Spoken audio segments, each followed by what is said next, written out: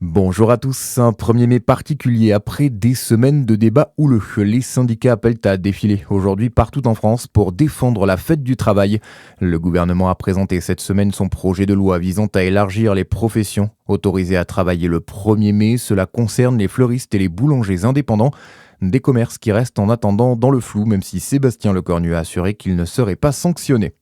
La rémunération des grands patrons français a augmenté 3 fois plus vite que celle des salariés en 2025.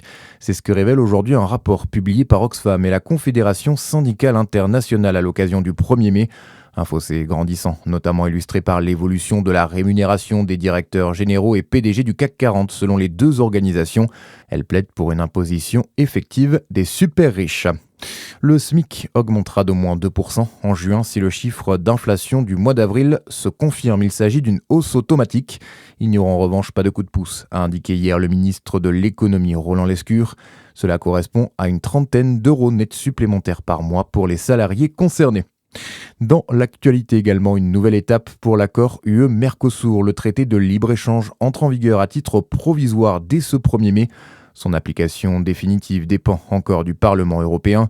Certains produits industriels européens deviennent plus compétitifs en Amérique du Sud à partir d'aujourd'hui. En échange, les produits agricoles sud-américains comme la viande bovine, la volaille ou le soja peuvent accéder plus facilement au marché européen grâce à une baisse progressive des droits de douane. Britney Spears, officiellement inculpée pour conduite sous l'emprise d'alcool et stupéfiants. La chanteuse de 44 ans avait été arrêtée début mars sur une route près de son domicile en Californie. Elle a depuis entamé une cure de désintoxication. Et puis en foot, Strasbourg battu mais toujours en vie en Ligue Conférence. Les Alsaciens se sont inclinés 1-0 sur la pelouse du Rayo Vallecano hier soir en demi-finale aller. Le match retour est prévu jeudi prochain à la Méno. Très bonne journée à tous.